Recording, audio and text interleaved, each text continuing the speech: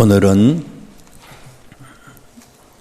부활이 우리에게 주는 교훈 세 가지를 통해서 함께 은혜 받는 귀한 시간을 갖고자 합니다. 요한복음 20장 1절 말씀에 보면 부활절의 첫 번째의 교훈을 우리에게 말씀해 주고 있습니다. 안식 후 첫날 일찍이 아직 어두울 때에 막달라 마리아가 무덤으로 갔다. 마태복음 28장에는 요한복음에서는 일찍이 일어났다고 그랬는데 첫날 아침 일찍, 마태복음에서는 새벽에 마리아가 무덤에 갔다 그렇게 소개를 했어요. 지난 주일 특별 새벽 기도회를 했습니다. 다 새벽에 성전에 와서 기도하고 싶지만 마음은 간절하지만 아무나 새벽에 주인공이 되는 건 아니잖아요. 잘 되지 않아요. 사모하고 아주 사모하고 결단하지 아니하면 새벽 시간에 주인공이 될 수가 없어요. 지난 주일 설교에도 오병이어 기적 이 얘기를 말씀하면서 그 교훈 말씀 중에 예수님의 말씀을 쫓아갔던 그 사람들 보세요. 가브나움에서 벳세다까지 한 14km 정도 된다고 그랬어요. 2시간 30분이 넘는 그런 거리를 예수님은 배를 타고 갔지만 그 사람들은 걸어서 갔다고 그랬어요. 2시간 30분을 걸어갔어요. 2만 명, 3만 명이 걸어갔어요. 그 중에 병자도 있었다고 그랬어요. 감기만 걸려도 우리는 핑계대기 바쁘잖아요. 아픈 사람이 있어요. 도저히 일어나지 못하는 사람이 있어요. 그런데도 그 사람들이 말씀을 사모하고 쫓아갔다고 그랬어요. 그것뿐입니까? 말씀을 듣는데 30분, 1시간이 아니라 저녁 때까지 계속 예수님이 말씀을 하시는데 일어나는 사람이 없어요. 2만 명, 3만 명 그 많은 사람들이요. 늦은 시간까지, 저녁 시간까지 일어나지 않아요.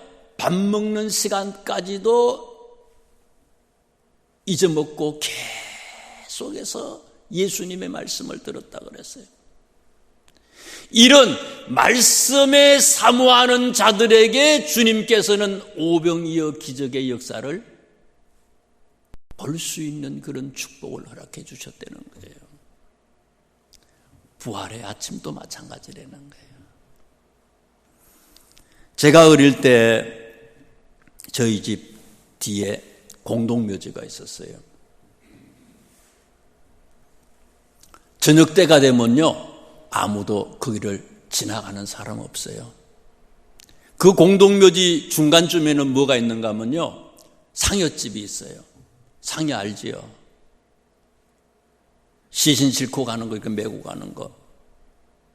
무서워서, 저녁 때가 되면요, 무서워서 거기 산 위에 있는 공동묘지 가는 사람은 아무도 없어요. 그런데 여기 성경이 나오는 마리아는요, 새벽이라고 그랬어요. 여기 무덤에 도착하기 위해서는, 예수님의 무덤에 도착하기 위해서는 깜깜할 때 갔을 거라고요. 새벽 4시, 새벽 3시 일찍 갔을 거라고요. 여자가 어떻게 갈 수 있어요? 무서운데. 사모하는 마음이 없으면 도저히 이곳으로 갈 수가 없었다는 거죠. 부활의 기적이라고 하는 게 아무에게나 일어나는 사건이 아니라는 거예요. 할 수 없는 중에도 사모하고, 부활을 사모하고, 예배를 사모하고, 기도를 사모하고, 은혜를 사모하고, 주님과 동행하기를 사모하고, 사모하는 자에게 부활은 나타난다는 거예요. 그게요. 아무나가 아니라는 거예요. 그 다음에 부활이 주는 두 번째 교훈이 있습니다. 14절에 있는 말씀을 보세요. 이 말을 하고 뒤로 돌이켜 예수께서 서 계신 것을 보았으나 예수이신 줄을 알지 못했다. 갔는데, 무덤에 갔는데 이제 결국은 마리아가 예수님을 만났어요. 예수님을 만났어요. 예수님을 만났지만은 눈으로 보고도 예수님이신 줄을 알지 못했다. 이렇게 소개하고 있습니다. 눈으로 봤는데, 봤어요 분명히. 그런데 예수님을 알지 못했다는 거예요. 마리아만 그런 게 아니에요. 누가복음에도 보면요, 누가복음 24장에 엠마오로 내려가는 두 제자 얘기가 나옵니다. 엠마오로 내려가는 두 제자가 있어요. 제자니까 예수님을 잘 아는 사람들이에요. 그 누가복음 24장에 보면 예루살렘에서 엠마오로 내려가는데 예수님이 십자가 지시고 난 다음에 실망하고 두려워서 이제 예루살렘에서 엠마오로 하는 곳으로 내려가는 거예요. 24장에 엠마오까지, 예루살렘에서 엠마오까지의 거리가 25리였다 이렇게 소개를 하거든요. 심리가 몇 킬로예요? 4킬로가 심리잖아요. 25리라고 하는 것은 10km를 25리라고 얘기하잖아요. 10km를 두 제자가 엠마오로 내려가는데, 내려갈 때에 어떤 낯선 사람을 만났어요. 그래서 이 낯선 사람하고 두 제자하고 같이 25리를 10km를 같이 걸어갔어요. 한 2시간을 같이 걸어갔어요. 걸어갔지만 그분이 누굽니까? 예수님 아니에요. 예수님이 2시간 이상 그들과 함께 했지만 그들이 눈이 가리워서 예수님을 알 수 없었다고 그랬어요. 마리아도 눈으로 예수님을 봤지만 모르는 거예요. 제자들도 예수님을 만났지만은 2시간 가까이 예수님을 만났지만 예수님을 알지 못했다고 그랬어요. 부활에 대해서 객관적인 증거 몇 가지가 있습니다. 첫 번째는요, 로마 제국이 부활의 정인이에요. 왜냐? 예수님에 대한 모든 정보 자료들을 로마는 다 가지고 있을 거 아니에요. 지금 또 우리가 모르는 그런 정보들, 사람들에 대해서 다 우리나라 비밀 무슨 첩보기관, 정보기관에서 다 어떻게 중요한 인사들에 대해서는 다 수집할 거 아닙니까? 그게요. 안 한다고 하지만 다 한다고요. 로마도 마찬가지예요. 자기들의 속국에 있는 사람들을 통제하기 위해서 특별히 예수님에 대해서 다 조사를 했을 거라고요. 그런 자료들이 있어요. 그랬던 로마인데, 로마의 황제 콘스탄틴이 AD 313년에 밀라노 칙령을 선포하잖아요. 기독교를 공인했어요. 예수님을 죽이고 예수님에 대해서 모든 것을 알고 있는 로마가 기독교를 공인했어요. 그것이 정거라는 거예요. 가짜였다면, 부활이 가짜였다면 어떻게 해서 그 로마가 예수님을 공인할 수 있었느냐 이거죠. 그 다음에 객관적인 증거로 예수님의 제자들을 들 수 있어요. 참, 이 12명 보세요. 결정적인 순간에 예수님 잡히니까 어떻게 했습니까? 비굴하잖아요. 너무 연약해. 다 도망을 쳤어요. 예수님하고 관계없다고 하는 거를 얘기하기 위해서 예수님을 막 욕을 하잖아요. 저주를 하잖아요. 나하고 관계없는 사람이라는 거예요. 베드로까지 그렇다는 거예요. 수제자인 베드로까지도 그렇다는 거예요. 나머지 제자는 말할 필요도 없는 거예요. 그랬는데 그 제자들이 부활의 예수님을 만나고 어떻게 했습니까? 다 변했어요. 달라졌어요. 도망치던 제자들이 다 순교자가 되잖아요. 죽기를 각오하고 예수의 십자가와 부활만을 전하는 사람이 됐잖아요. 그게 증거라는 거예요. 세 번째 증거가 있어요.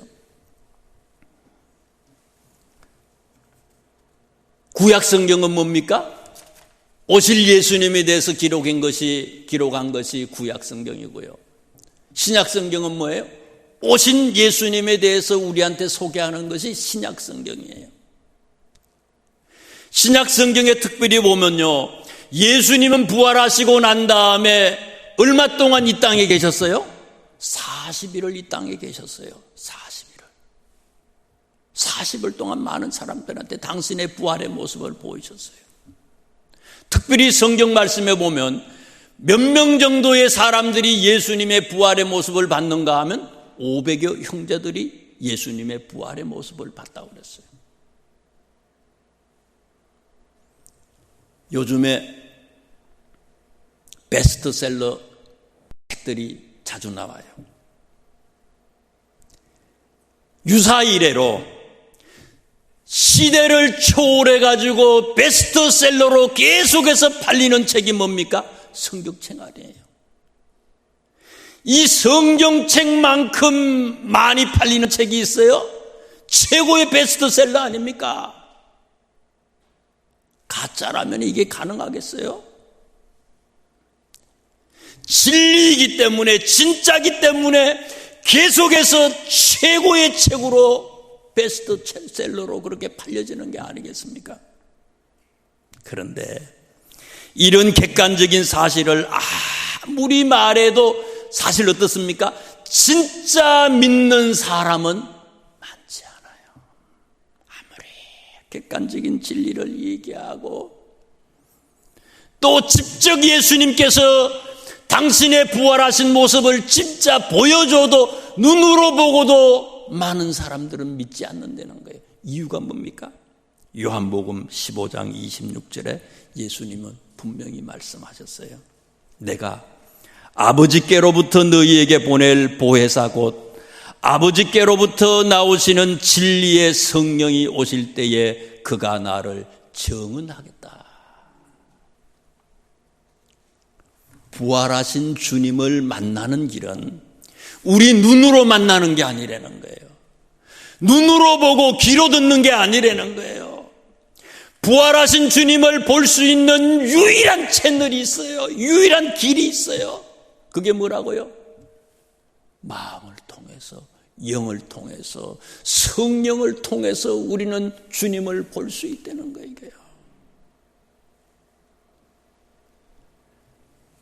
눈으로 본다고 해서 다 보는 게 아니라는 거예요, 이게요.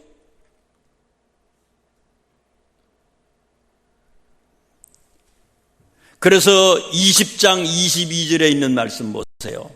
20장 22절 말씀에 보면요, 예수님이 20장 22절을 보세요. 무슨 말씀인지.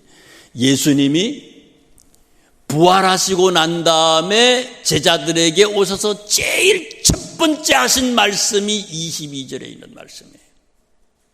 제자들에게 제일 하고 싶은 말씀이에요, 이게요. 부활하시고 난 다음에 하시고 싶은 말씀이 얼마나 많겠어요? 부활하시고 난 다음에 제자들을 만나서요, 평강이 있을지어다 샬롬하고 얘기하시고 인사하고 난 뒤에 바로 예수님이 하시고 싶은 말씀을 하시는데 그게 뭐라고요? 22절에 보니까 이 말씀을 하시고 그들을 향하사 숨을 내쉬며 이러시되 성령을 받아라. 성령을 받아라. 성령 받지 아니하면은 보고도 믿지 못한다는 거 이게요. 성령 받으면요, 눈으로 보지 않아도 마음으로 얼마든지 언제든지 부활의 주님을 만날 수 있다는 거예요, 이게. 그래서 예수님은요, 성령 받아라, 성령 받아라 얘기하는. 요한복음에 보시면은요, 요한복음 18장에 예수님께서 이제 잡히셔요. 예수님께서 잡히시는 얘기가 18장이고 17장의 얘기는 예수님께서 간절히 산에 올라가서 기도하는 내용이에요, 제자들과. 그리고 그 전에 14장, 15장, 16장은 무슨 얘기인가 하면요, 14, 15, 16절은 전부, 16장은 전부 다가 무슨 얘기인가 하면 성령에 관한 얘기예요. 성령이 뭔지를 가르쳐주는 거예요, 제자들한테. 그리고 성령 받으라고 얘기합니다. 그래서 다시 정리하면 14장, 15장, 16장, 예수님께서 잡히시기 전에 제일 마지막으로 집중적으로 제자들에게 교육시킨 게 뭐냐? 그게 성령 받으라는 거예요. 오직 한 가지예요. 주제가 딱 한 가지예요. 14, 15, 16 성령 받으라, 성령 받으라, 성령 받으라. 그리고는 17장에 뭐예요? 기도하러 올라갔어요. 성령 받는 유일한 길이 뭐냐?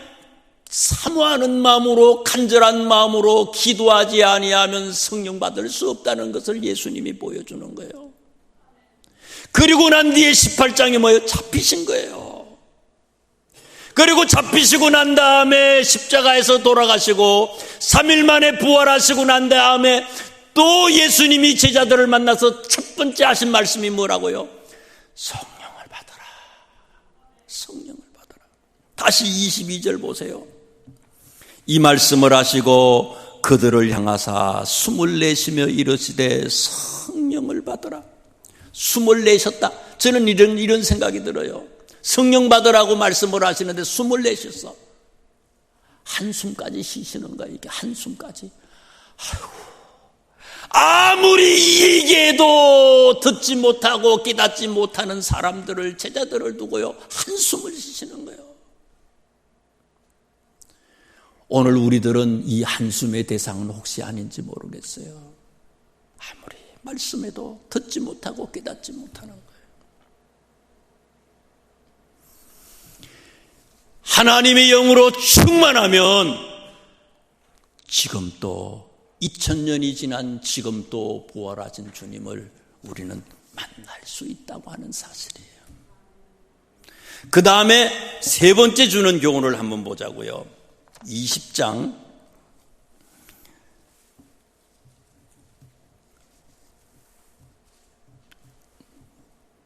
20장에 있는 말씀을 살펴보시면은요, 눈으로 빨리 한번 살펴보시면 1절부터 마지막까지를 살펴보시면은요,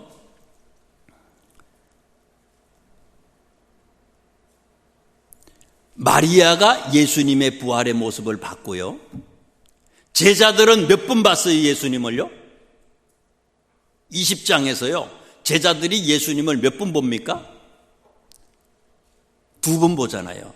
한 번은 도마가 없을 때에 제자들이 예수님을 봤고, 또 한 번은 도마까지 참석했을 때에 예수님 모습을 제자들이 보잖아요.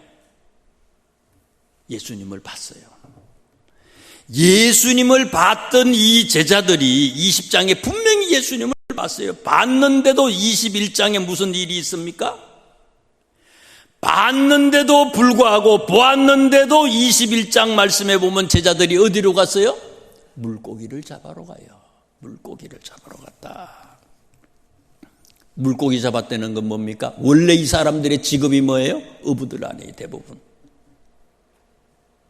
예수님을 만났는데 다시 과거로 돌아간 거예요. 예수님을 만났는데 예수님을 만나기 이전의 모습으로 또 돌아갔다는 거예요. 그래서 이 21장 말씀에 보면 예수님이요, 마지막으로 교훈하는 얘기가 나오잖아요. 그게 뭡니까? 15절부터 마지막까지 얘기해요. 요한복음 주제가 뭡니까? 15절부터 마지막까지 21장요. 21장 15절에서 마지막까지의 주제가 뭐예요? 제목을 뭐라고 잡아놨어요, 거기 위에? 내 양을 먹이라 이거예요. 부활하신 예수님을 만난 사람은 또다시 과거와 같이 과거처럼 세상으로 향하는 그런 사람이 아니라 달라져야 된다는 거예요. 내 양을 먹이라. 15절, 16절, 17절을 통해서 베드로에게 제자들한테 얘기하잖아요. 내 어린 양을 먹이라. 내 양을 치라. 내 양을 먹이라. 사명을 찾아야 된다는 거예요. 기도하다가 변화산에서 예수님이 아주 사람의 어떤 모습이 아니라 광채가 나고 옷이 다 하얘지고 신비한 체험을 하잖아요. 제자들이 예수님 산 아래로 내려가지 말고 여기다가 초막셋을 짓고 여기 같이 살았으면 좋겠습니다. 그런데 예수님은 그들을 뿌리치고 산 아래로 내려가시자고 얘기하잖아요. 만났다면은, 부활하신 예수님을 만났다면은 우리는 산 아래로 내려가야 된다는 거예요. 왜? 우리의 사명이 있는 거예요. 내 양을 먹이는, 예수님의 양을 먹여야 할 사명이 우리에게 있다는 거예요. 마태복음 18장에서 천국에서 제일 큰 자가 어떤 자라고 그랬어요? 어린아이와 같이 자기를 낮추는 사람이 천국에서 큰 자라고 얘기를 했어요. 자기를 낮추는 자. 왜 우리가 나를 낮춥니까? 이유가 뭐예요? 나는 낮아지고 누구를 높이기 위해서요? 십자가에 달리신 예수님만을 자랑하기 위해서 우리가 낮아지는 거예요. 그런 사람들이 천국에서 첫째가 된다는 거예요. 그래서 바울 선생님은 갈라디아 6장 14절에 그러나 내게는 우리 주 예수 그리스도의 십자가 외에는 결코 자랑할 것이 없습니다. 당대 최고의 선생님한테 배웠던 사람 아닙니까? 30대에 권력을 가지고 있었던 사람이에요. 바울은 태어나면서부터 로마의 시민권을 가지고 있던 그런 신분이었습니다. 그러나 그 모든 것을 배설물처럼 다 버리고 온전히 바울은 예수 그리스도만을 예수님만을 자랑할 것이라고 얘기하잖아요. 예수님이 십자가에 달린 것, 그것만을 내가 자랑하겠습니다. 갈라디아 6장 17절에 있는 말씀을 보면요, 바울이 이렇게 고백합니다. 내가 내 몸에 예수의 흔적을 지니고 있노라. 갈라디아 6장 17절이에요. 내가 내 몸에 예수님의 흔적을 지니고 있습니다. 이 예수님의 흔적을, 이 표준세 번역에는요, 기가 막히게 번역을 했어요. 예수님의 흔적, 이걸 뭘로 번역을 했는가 하면요, 내가 내 몸에는 예수님의 낙인이 찍혔습니다. 예수님의 낙인이 내한테 찍혔다는 거예요. 인대로 딱 찍어놓은 거예요. 낙인이 뭡니까? 이건 내 거라는 거예요.